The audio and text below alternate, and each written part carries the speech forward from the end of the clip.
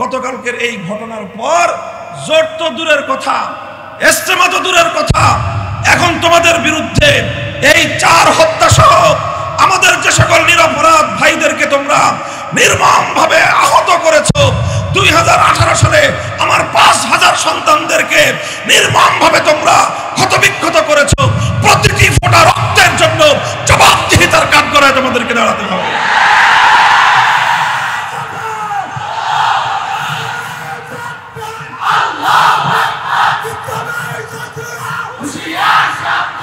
বৈষম্য বিরোধী ছাত্র আন্দোলনের নেতৃবৃন্দ সার্জিস আলম এবং হাসনাত আব্দুল্লাহদের সঙ্গে তারা যে আচরণ করেছে, তাদেরকে যেভাবে ব্ল্যাকমেইল করেছে, জিন্দা মানুষ তারা এখনো ঢাকার শহরে তাদের কথাকে বিকৃত করে তাদের কথা দিয়ে পাবলিকরে ভুল টুল বুঝে তারা এই কাজ ঘটায় ফেলছে। অথচ তখনও সার্জিস আর হাসনাত আব্দুল্লাহ এরা কিন্তু সব জিন্দা, এরা দেখতেছে যে আমাদের কথাগুলোকে বিকৃত করে এই ধরনের কাজ এরা ঘটায় ফেললো।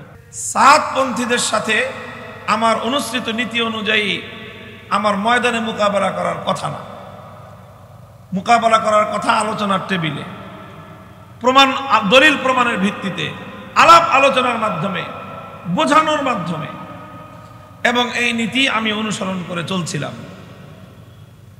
এই জন্য নানাভাবে বিভিন্নভাবে তাদের সঙ্গে একটা যোগাযোগ তৈরি করার চেষ্টা করা, তাদেরকে বোঝানোর চেষ্টা করা, যে কোনোভাবে আলেম সমাজের সাথে সৃষ্ট মতবিরোধের দূরত্ব দূর করে আলেমদের কাছাকাছি নিয়ে এসে কোনোভাবে তাদের এই ভুল ভ্রান্তিগুলো শুধরে নিয়ে আবারও তাদেরকে ইসলামের সঠিক ধারায় ফিরিয়ে আনার কোনো চেষ্টা করা যায় কিনা, এটাই ছিল আমার প্রচেষ্টা, অব্যাহত আমার কর্মনীতি। কথাগুলি ঠিক এভাবে আমি বলি নাই, কিন্তু আমি এই নীতি অনুসরণ করে চলছিলাম। চলতে চলতে চলতে চলতে একেবারে এই ডিসেম্বর পর্যন্ত আমি এভাবেই চলেছি। এখন এমন একটা পরিস্থিতি তৈরি হলো যে গোটা বাংলাদেশ এবং বাংলাদেশের যারা ইসলামকে ভালোবাসে, বাংলাদেশকে ভালোবাসে, তাদের সকলের মধ্যে একটা উৎকণ্ঠা দেখা দিল যে আবার এমন একটা সংঘাত তৈরি হতে পারে, যেই সংঘাতের কারণে নতুন করে প্রাণহানি ঘটবে এবং মানুষের মধ্যে চরম বিশৃঙ্খলা তৈরি হবে এবং সারা দুনিয়ার কাছে বাংলাদেশ নতুন করে আবার বিতর্কিত হবে। এরকম একটা পরিবেশ তৈরি হলো একটা ইস্যুকে কেন্দ্র করে। সেটা হলো যে এই যে টঙ্গী ইজতেমার ময়দানে তারা জোর করতে চায়, জোর ইজতেমা যেটাকে বলা হয় মূল ইজতেমার পূর্বে, এবং এই জোটটা হয় তাবলীগ জামাতের ঐতিহ্যগতভাবে যারা কমপক্ষে 3 চিল্লার সাথী, শুধুমাত্র সেই 3 চিল্লার সাথীদেরকে নিয়েই ইজতেমার পূর্বে একটা জোর ইজতেমা হয়ে থাকে, যে 3 চিল্লার সাথীরা এই জোর ইজতেমা থেকে একটা দিক নির্দেশনা নিয়ে সারা দেশে ছড়িয়ে পড়বে মূল ইজতেমাকে কামিয়াব করার জন্য। স্বাভাবিকভাবেই এই জোর ইজতেমায় বিপুল পরিমাণ মানুষের উপস্থিতির কোনো কারণ নাই, কারণ জোর ইজতেমাটা হয় কাদেরকে নিয়ে? 3 চিল্লার সাথীদেরকে নিয়ে। কাজে এখানে 3 চিল্লার সাথী যতজন থাকবে, মানুষ তো সেই পরিমাণেরই হওয়ার কথা। এখানে আলেম ওলামাদের সঙ্গে তাবলীগ জামাতের যে অংশটা কাজ করে, তাদের সাথে 3 চিল্লার সাথী অনেক বেশি, সাল লাগানোর সাথীর সংখ্যা অনেক বেশি। সেই তুলনায় সাতপন্থীদের মধ্যে 3 চিল্লার সাথী, সাল লাগানোর সাথী হিসাব করলে তুলনামূলকভাবে অনেক কম, এবং তাদের যে সংখ্যা দাঁড়ায় সেই সংখ্যায় খুব বড় কোনো অ্যামাউন্ট না, অনেক বড় সংখ্যা না যে 50-60 হাজার লোক হয়ে যাবে, এমন না। কিন্তু তারা একটা জোর ইজতেমা করবে, বিপুল পরিমাণ উপস্থিতি নিয়ে এই প্রস্তুতি তারা শুরু করলো, এবং তারা করবে সেটা কোথায়? ইজতেমার মাঠে করবে। এইরকম একটা দাবি নিয়ে, এরকম একটা শক্ত মনোভাব নিয়ে তারা এটা নিয়ে প্রস্তুতি শুরু করলো এবং কাজ অগ্রসর করতে আরম্ভ করলো।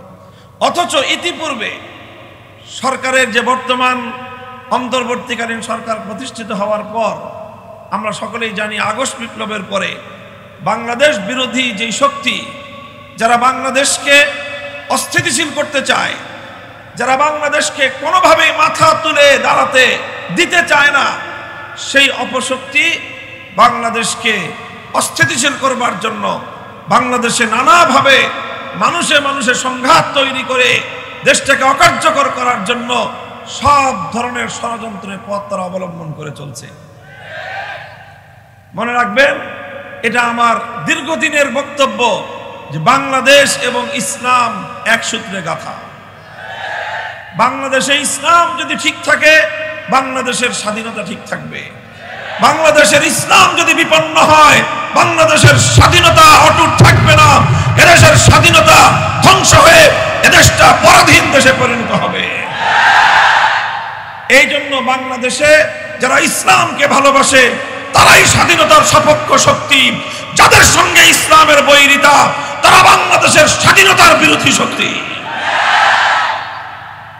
এই মূলনীতিতে কোনো ভুল করা চলবে না যে একজন মানুষ বাংলাদেশে ইসলাম বিরোধী হলে সে কশ্চিনকাল মুসলিম জাতিসত্তা যদি না থাকে, মুসলিম জাতিসত্তার পরিচয় যদি না থাকে, মুসলিম জাতিসত্তার পরিচয় যদি বিকৃত হয়, বাংলাদেশ বিপন্ন হবে। এই জন্য এই বাংলাদেশটাকে রক্ষা করার জন্য, এই বাংলাদেশটাকে রক্ষা করার জন্য, বাংলাদেশের এই ভূগোলের প্রতি ইঞ্চি মাটি রক্ষা করার জন্য লড়াই করা, সংগ্রাম করা জিহাদ।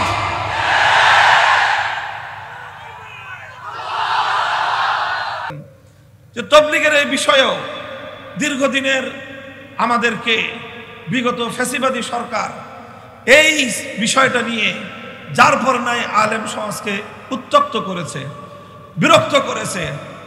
আমাদের যারা আলেমদের অনুসারী তবলিগপন্থী যারা আছেন, বিগত ফ্যাসিবাদী সরকারে তাদের দুইটা উপাধি ছিল, একটা হলো পাকিস্তানপন্থী আর একটা হলো হেফাজতি। বলেন, সাতপন্থী এমন কোন তবলিগি নাই যে দৈনিক 2-4 বার হেফাজতি জপ না জপত। হেফাজতি বলে গালি দেওয়া হতো। কেন হেফাজতি বলে কেন গালি দিত? গালি দিত এই জন্য যে হেফাজতি বলে গালি দিলে শেখ হাসিনা খুশি হয়। শেখ হাসিনার আনুকূল্য লাভ করার জন্য তবলিগ জামাতের এই পন্থীকে, এই পক্ষকে তারা হেফাজতি বলে আখ্যায়িত করত, হেফাজতি বলে গালি দিত। হেফাজতি বলে সরকার এবং ফ্যাসিবাদী রাষ্ট্রের ফ্যাসিবাদী সরকার প্রধানের আনুকূল্য পাওয়ার জন্য যা যা করতে হয় তাই তারা করেছিল। এই সব আমরা নীরবে সহ্য করেছি।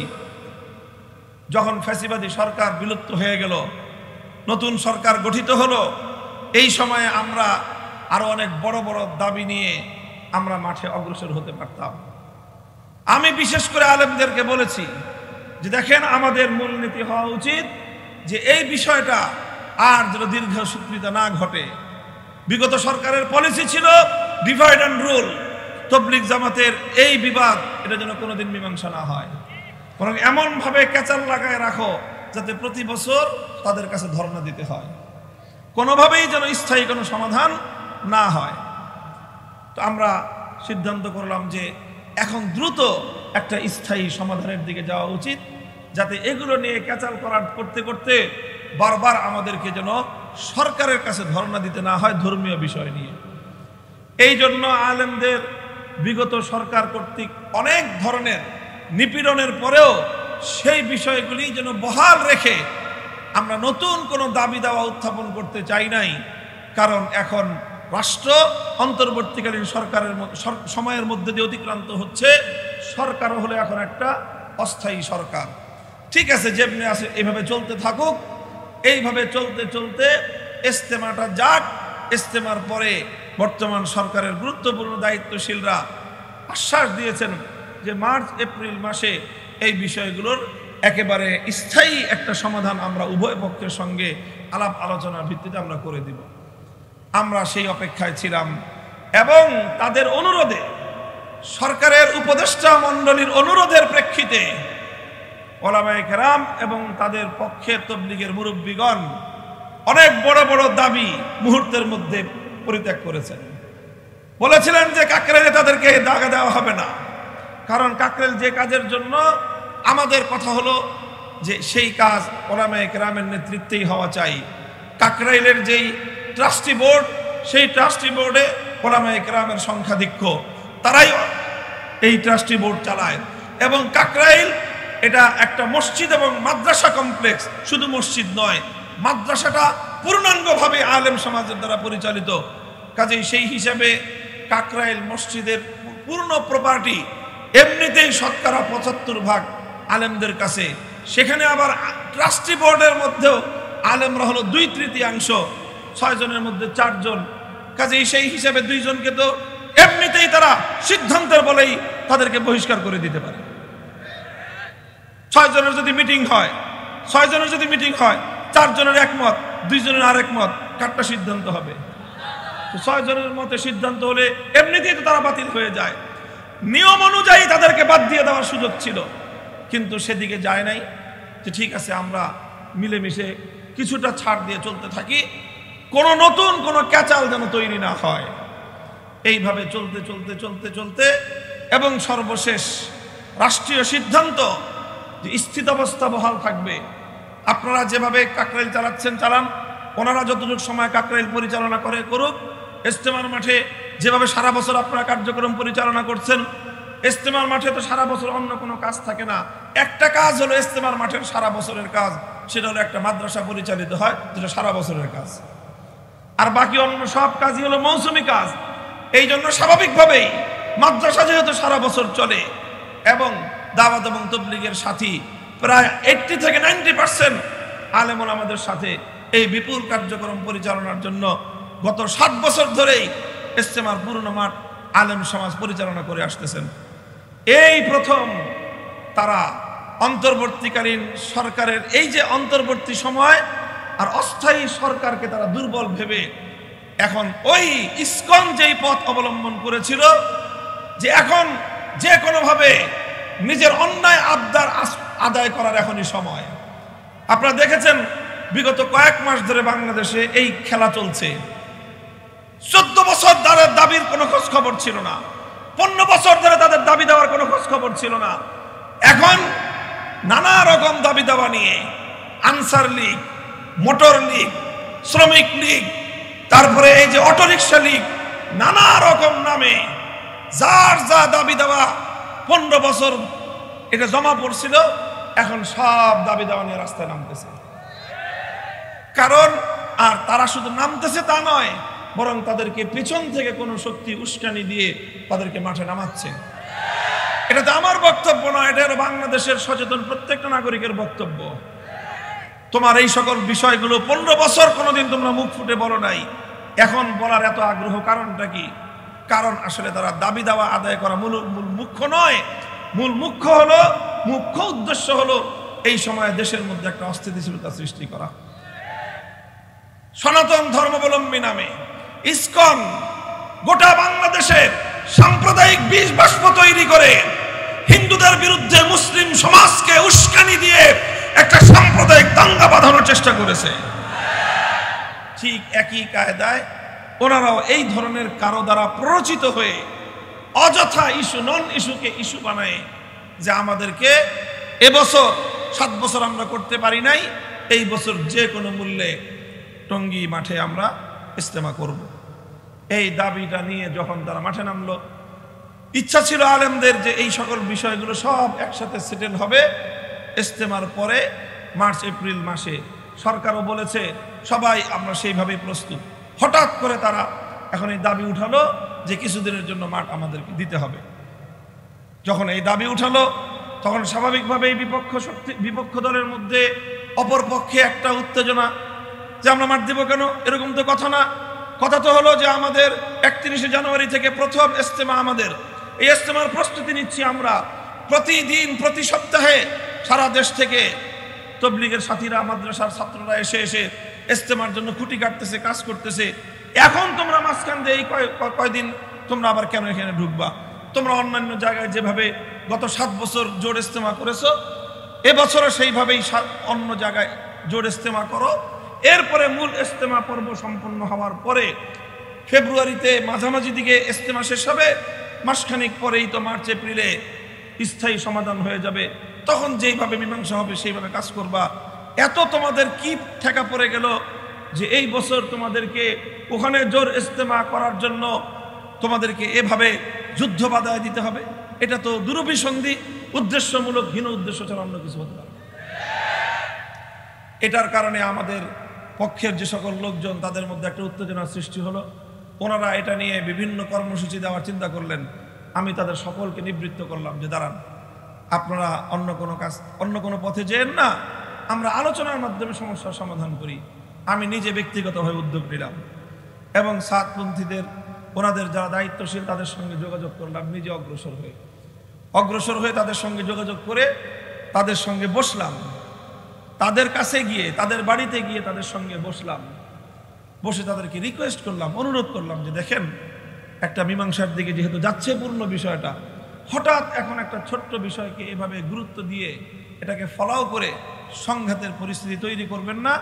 তাহলে দেখা যাবে যে আসলে সব কিছু নিয়ে একটা ঝামেলা লাগবে, আর এপ্রিল মাস পর্যন্ত যে একটা স্থায়ী সমাধান হওয়ার কথা, সেই সমাধানটা বিপন্ন হয়ে যাবে। আপনি এটা করেন না। রিকোয়েস্ট করলাম, অনুরোধ করলাম, আন্তরিক পরিবেশে তাদের সঙ্গে কথাবার্তা হলো। তারা সিদ্ধান্ত দিলেন না, বললেন যে আমাদের মুরব্বীদের সাথে আলোচনা করে সিদ্ধান্ত নিতে হবে। ঠিক আছে, যান, মুরব্বীদের সঙ্গে আলোচনা করেন। এরপরে তাদের পক্ষ থেকে নানাভাবে যে বার্তা পেলাম আমরা, যে কোনো মূল্যে তারা এখানে জোর ইস্তেমা করবেই। শুধু তাই নয়, মীমাংসিত ইস্যু যেগুলো, সেই ইস্যুগুলোতেও 7 বছর যেইভাবে চলে আসছে, এবছরের ইস্তেমাটা অন্তত সেভাবে চলার পরে স্থায়ী সমাধান হবে, এটা সিদ্ধান্ত হয়ে গেছে। সেই বিষয়ে একটার পরে একটা তারা বলতেছে যে এই বছরের ইস্তেমাতেই এটা করতে হবে, এটা করতে হবে, এটা না করলে আমরা এই করে ফেলবো, সেই করে ফেলবো। এইভাবে উপর্যুপরি তারা হুমকি ধমকি দিতে লাগলো। এখন আমি যেহেতু ব্যক্তিগতভাবে আমাদের দায়িত্বশীলদেরকে বলেছিলাম যে ঠিক আছে, আমাকে একটা সুযোগ দেন, আমার তাদের ব্যাপারে আস্থা, এতটুকু আশা ছিল যে যদি আমি বা আমার মতো এরকম আমাদের মতো 2-4 জন ব্যক্তি আমরা স্বয়ং তাদের কাছে গিয়ে অনুরোধ করি, তাহলে তারা অন্তত ন্যূনতম তাদের মধ্যে যদি মানবতা থেকে থাকে, তাহলে তারা আমাদের অনুরোধটুকু রক্ষা করে, আমাদের অনুরোধের সম্মানটুকু রক্ষা করে, তাদের বাড়িতে গিয়ে অনুরোধ করেছি, এই সম্মান রক্ষার্থেও অন্তত তারা বিষয়টা চেপে যাবে। কিন্তু আমরা হতাশ হলাম। তারা পাল্টা আমাদেরকে এমনভাবে মেসেজ পাঠালো যে মনে হলো যে আমরা যে সাইডে গেছি, এটা তারা মনে করছে যে আমরা দুর্বল হয়ে গেছি, আর এই দুর্বল হয়ে গেছি এখন আর একটু চাপ দিলেই হয়ে যাবে, এটা মনে করলো। এই জন্য আমরা যাওয়ার পরে এখন তাদের ভাষা আরো কঠোর হয়ে গেল। আগে তো বলতো যে আমরা জোর ইস্তেমা করব, আমরা যাওয়ার পরের খবর হলো যে কোনো মূল্যে করবই করব। বাপরে বাপ! তখন তো আমি যাদের সাথে কথা দিয়েছিলাম যে তাদেরকে আমি আলোচনার মাধ্যমে বিষয়টা মীমাংসা করতে পারবো, এখন আমি তো ব্যর্থ হয়ে গেলাম। এখন ব্যর্থ হয়ে এখন ইসলামের মূলনীতি অনুযায়ী وَإِنْ طَائِفَتَانِ مِنَ الْمُؤْمِنِينَ اقْتَتَلُوا فَأَصْلِحُوا بَيْنَهُمَا فَإِنْ بَغَتْ إِحْدَاهُمَا عَلَى الْأُخْرَى فَقَاتِلُوا الَّتِي تَبْغِي حَتَّى تَفِيءَ إِلَى أَمْرِ اللَّهِ فَإِنْ فَاءَتْ فَأَصْلِحُوا بَيْنَهُمَا بِالْعَدْلِ وَأَقْسِطُوا إِنَّ اللَّهَ يُحِبُّ الْمُقْسِطِينَ। কোরআনে পাকের সূরাতুল হুজুরাতে আল্লাহ পাক রব্বুল আলামিন দুটি মুমিন দলের মধ্যে যখন কোনো বিবাদ তৈরি হয়, তখন সেই বিবাদ মীমাংসার জন্য আল্লাহ পাক যে মূলনীতি বলেছেন সেটা হলো, লক্ষ্য করেন, এটা সকল ক্ষেত্রে কার্যকর। দুইটা মুমিন পরিবার, দুইটা মুমিন সোসাইটি, যে কোনো দুইটা মুমিন দলের মধ্যে যখন কোনো একটা বিষয় নিয়ে বিভেদ দেখা দিবে, তখন তৃতীয় পক্ষের কাজ কি? ফাসলিহু বাইনাহুমা। তৃতীয় পক্ষের কাজ হলো দুই পক্ষের মধ্যে তোমরা মীমাংসা করে দাও। এখন যদি এমন হয় যে সালিশ যারা দুই পক্ষের মধ্যে মীমাংসা করতে গেল অথবা অনুরোধ করলো, যদি এক পক্ষ তারা যদি কোনোভাবেই নমনীয় না হয়, বরং তারা যদি ফাইম বাগাত ইহদাহুমা আলাল উখরা, এক পক্ষ যদি আরেক পক্ষের উপর অন্যায়ভাবে চাপ প্রয়োগ করতে থাকে, তখন তৃতীয় পক্ষের কাজ হলো, আল্লাহর কোরআন বলেছে যে তখন তোমরা আর নিরপেক্ষ থাকবে না, তখন তোমরা একযোগে যারা বাড়াবাড়ি করতেছে সবাই মিলে ওদেরকে ধরবে। এখানে আর কোনো কেউ নিরপেক্ষ থাকবে না। তখন আগে দ্বন্দ্ব ছিল 2 জনের, 10 জন মিলে গেছে 2 জনের মধ্যে মীমাংসা করতে, এখন যার কারণে মীমাংসা বাধাগ্রস্ত হবে 10 জন তার বিপক্ষে অংশ নিবে। এখন আগে ছিল একজনের সঙ্গে বিরোধ, এখন হবে 11 জনের সঙ্গে বিরোধ। তুই আগে একজনের সাথে বিরোধ করেছিস, এবার আয় আমরা 10 জন সহ তার সাথে যোগ দিলাম।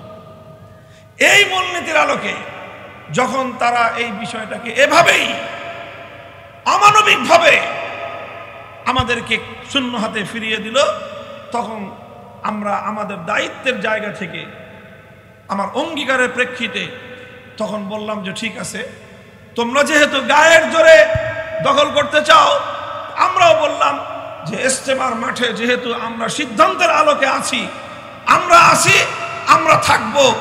কেউ যদি পারে তাহলে আমাদেরকে দেখে উৎখাত করুক। আমাদের সেই দিনের বক্তব্যে আমার কথা এতটুকুই ছিল। আমার অন্যান্য সাথীরা বলেছে, মাওলানা আমানুল হক সাহেব স্পষ্ট ভাষায় একটা কথা বলেছেন যে 2018 সালে যেভাবে আমাদের রক্ত দিয়ে, আমাদের বুকের রক্ত দিয়ে তুরাগ নদীর পানি রঞ্জিত হয়েছে, যদি আবার আমাদের কাছ থেকে মাঠ নিতে হয় তাহলে আমাদের বুক থেকে রক্ত নিতে হবে, এছাড়া ইজতেমার মাঠ আমাদের কাছ থেকে নিতে পারবে না। ওনার বক্তব্যটা অত্যন্ত পরিষ্কার ছিল যে আমরা মার খাবো কিন্তু আমরা আঘাত করব না, আমরা আঘাত সহ্য করব, আঘাত করব না, আমরা জুলুম সহ্য করব, জুলুম করব না। এই যে আমাদের কথা ছিল, গত রাতে তারা সেটাকে অক্ষরে অক্ষরে বাস্তবায়িত করেছে। আমি ভেবে কুল পাই না, এত নৃশংসতা নিয়ে, এত বর্বরতা নিয়ে, এত ভয়াবহ জিঘাংসা নিয়ে কিভাবে তারা দাওয়াত এবং তাবলীগের মধ্যে একটা কাজ করে। ভাই 50,000 লোক, কত হাজার, ওখানে বিপরীত দিকে লোক ছিল 4-5 হাজার, তাও ঘুমন্ত। আচ্ছা বলেন 50,000 লোক ঢুকছে, আচ্ছা জোর করে ঢুকলা, লোকগুলোকে মারার দরকারটা ছিল কি তোমাদের? বলেন বলেন কোন দরকার ছিল? তারা তো এমনি ঢুকে গেছে তারা।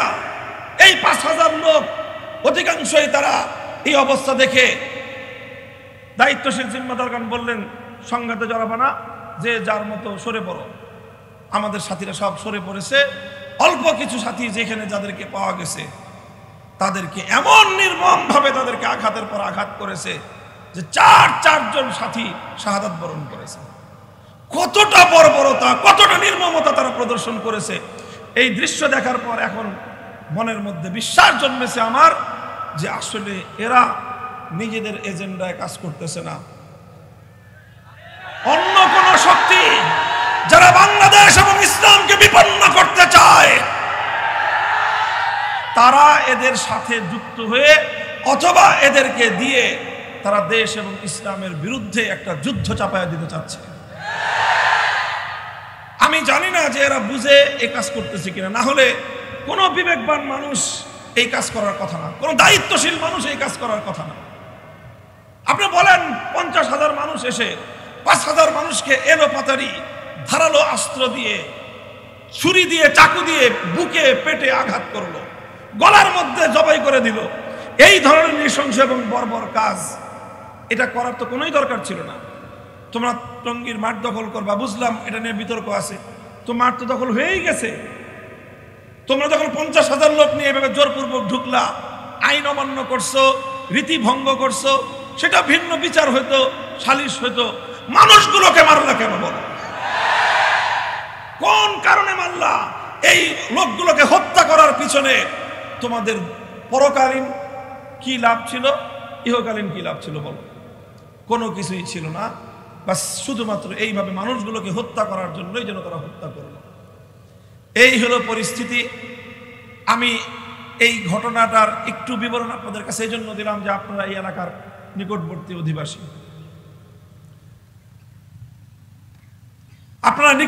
অধিবাসী, এই বিষয়গুলো আপনাদের হয়তো অনেকের মধ্যে কনফিউশন থেকে থাকতে পারে। তবে এখনো আমি ওই কথাই বলতেছি, ফাইম বাগাত ইহদাহুমা আলাল উখরা ফাকাতিলুল্লাতী তাবগী হাত্তা তাফিয়া ইলা আমরিল্লাহ। যদি এক পক্ষ বাড়াবাড়ি করে তাহলে তাদের বিরুদ্ধে সকলে মিলে ঐক্যবদ্ধ প্রতিরোধ গড়ে তুলো। সকলের বাধার মুখে সকলের বাধার মুখে যদি তারা আবার সঠিক পথে ফিরে আসতে চায় তাহলে তাদের জন্য দুয়ার খোলা আছে, তাদের জন্য দুয়ার খোলা আছে। শুধুমাত্র যারা হত্যাকাণ্ডের সঙ্গে জড়িত তাদের বিচার হতে হবে। যারা প্রত্যক্ষভাবে আগাম ঘোষণা দিয়ে যারা এই হত্যাকাণ্ড সংগঠিত করেছে তাদের বিচার যদি না করা হয়, 2018 সালে বিচার হয় নাই বলে আজ 2024 সালে মর্মান্তিক ঘটনা ঘটল। আজ যদি 2024 সালে এই ঘটনার 2024 সালের এই ঘটনার যদি কোনো বিহিত না হয়, তাহলে এটা একটা ভয়াবহ পরিণাম দেশের উপর, জাতির উপর, মানুষের উপর চেপে আসতে পারে। এরপরেও বলছি, ফাইন ফাআত ফাসলিহু বাইনাহুমা বিল আদল, যদি তারা আবার সঠিক পথে ফিরে আসার কোনো মনোভাব তাদের মধ্যে দেখি, আমি ব্যক্তিগতভাবে বলছি যে উদারভাবে আবারও তাদেরকে মূল স্রোতে দ্বীনি দাওয়াতের মেহনতের সাথে তাদেরকে সংযুক্ত করে নেওয়ার পিছনে এবং সেজন্য চেষ্টা করার ক্ষেত্রে আমাদের কোনো কার্পণ্য থাকবে না। পরিষ্কার এটা আমাদের কথা। কাজেই তারা যেই কাজটা করেছে, এই কাজের মাধ্যমে যেই ভয়াবহ এক জঘন্য অপরাধ তাদের দ্বারা সংগঠিত হয়েছে, এর দ্বারা সবচেয়ে বড় যেই মেসেজটা দিবালোকের ন্যায় পরিষ্কার হয়ে গেছে, সেটা হলো এই: অন্তত বাংলাদেশের সাতপন্থীদের মধ্যে একজন বিবেকবান দায়িত্বশীল নাই। Not a single person. একজন ব্যক্তিও যদি থাকতো, গতকালকের রাতের এই ঘটনা তারা ঘটাতে পারে না। গতকালকের এই ঘটনার কোনো যৌক্তিক বিশ্লেষণ নাই, দুনিয়ার দিক থেকেও নাই, আখিরাতের দিক থেকেও নাই, সাতপন্থী হিসাবেও নাই, ওলামাপন্থী হিসাবেও নাই।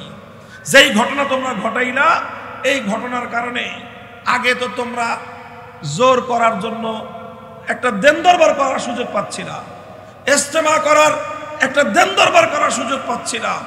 গতকালকের এই ঘটনার পর জোর তো দূরের কথা, ইজতেমা তো দূরের কথা, এখন তোমাদের বিরুদ্ধে এই 4 হত্যা সহ আমাদের যে সকল নিরপরাধ ভাইদেরকে তোমরা নির্মমভাবে আহত করেছো, 2018 সালে আমার 5000 সন্তানদেরকে নির্মমভাবে তোমরা ক্ষতবিক্ষত করেছো, প্রতিটি ফোঁটা রক্তের জন্য জবাবদিহিতার কাঠগড়ায় তোমাদেরকে দাঁড়াতে হবে।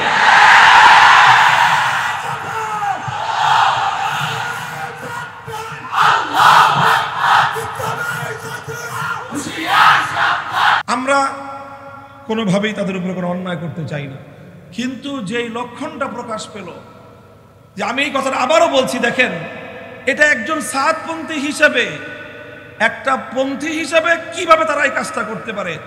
এরকম একটা হত্যাযজ্ঞ বর্বরতা পরিচালনা করলে তাদের জন্য যে একটা বড় ধরনের সমস্যা হবে, এটা তো পাগলেও বুঝে। বলেন, এটা পাগলে বুঝে না? কিন্তু একটা পাগলের মতো বিবেকটাও এই পুরা গ্রুপের আগাগোড়া কারণ নাই। এইরকম একটা আনব্যালেন্স, এই ধরনের একজন দায়িত্ব জ্ঞানহীন একটা পূর্ণ জামাত, এত বড় একটা দল যদি একটা দেশে থাকে, সেই ধরনের অকারেন্স, নানা ধরনের বিশৃঙ্খলা, নানা ধরনের জবাবদিহিতাহীন কার্যকলাপ চলতেই থাকবে। এই জন্য এটা শুধুমাত্র এখন শুধু তবলিগের সাথীদের সমস্যা নয়, এটা একটা বাংলাদেশের সমস্যা। এই সমস্যা গোটা বাংলাদেশকেই সমাধান করতে হবে। কালকের ঘটনা পরম্পরা যদি কেউ বিশ্লেষণ করেন, আমার প্রত্যেকটা কথা আপনার কাছে বোঝানোর জন্য আলাদা যুক্তির প্রয়োজন হবে না। বৈষম্য বিরোধী ছাত্র আন্দোলনের নেতৃবৃন্দ সার্জিস আলম এবং হাসনাত আব্দুল্লাহদের সঙ্গে তারা যে আচরণ করেছে, তাদেরকে যেভাবে ব্ল্যাকমেইল করেছে, জিন্দা মানুষ তারা এখনো ঢাকার শহরে তাদের কথাকে বিকৃত করে, তাদের কথা দিয়ে পাবলিকরে ভুল বুঝে তারা এই কাজ ঘটায় ফেলছে। অথচ তখনও সার্জিস আর হাসনাত আব্দুল্লাহ এরা কিন্তু সব জিন্দা, এরা দেখতেছে যে আমাদের কথাগুলোকে বিকৃত করে এই ধরনের কাজ এরা ঘটায় ফেললো। কাজে এই জন্য কোনো সুস্থ মস্তিষ্ক সম্পন্ন লোক ওখানে আছে বলে আর এটার কোনোই অবকাশ নাই। কাজে এই লোকগুলোকে হয় এদের দায়িত্বশীল সকলকে এদেরকে কোনো একটা মানসিক হাসপাতালে ভর্তি করে দীর্ঘ মানসিক চিকিৎসা করে স্বাভাবিক অবস্থায় আসলে হয় আবার তারা কোথাও কোনো দায়িত্ব পালন করার সক্ষমতা অর্জন করতে পারে, আর না হয় এই ধরনের মানসিকভাবে বিকারগ্রস্ত লোকগুলো যারা এইরকম একটা বর্বরতা এইভাবে চালায় ফেলতে পারে, অথচ ইতিপূর্বে আরেকটা বর্বরতা চালিয়েছে, এরকম একটা তিক্ত অভিজ্ঞতা থাকার পরেও আবার গতকালকের ঘটনা বিনা উস্কানিতে একতরফাভাবে যেভাবে ঘটিয়েছে, এই ঘটনার পর এখন আর কোনোভাবেই তাদের উপর বিন্দুমাত্র আস্থা বাংলাদেশ রাখতে পারে না। বাংলাদেশ যদি এক্ষেত্রে ভুল করে ভবিষ্যতে অনেক বড় মাসুল দিতে হবে। আল্লাহ পাক রব্বুল আলামিন আমার দেশকে, আমার জাতিকে, ইসলামকে এবং ইসলামের প্রতিটি খিদমাত এবং প্রতিটি শাখা প্রশাখাকে আল্লাহ পাক রব্বুল আলামিন দিন দিন শক্তিশালী করেন।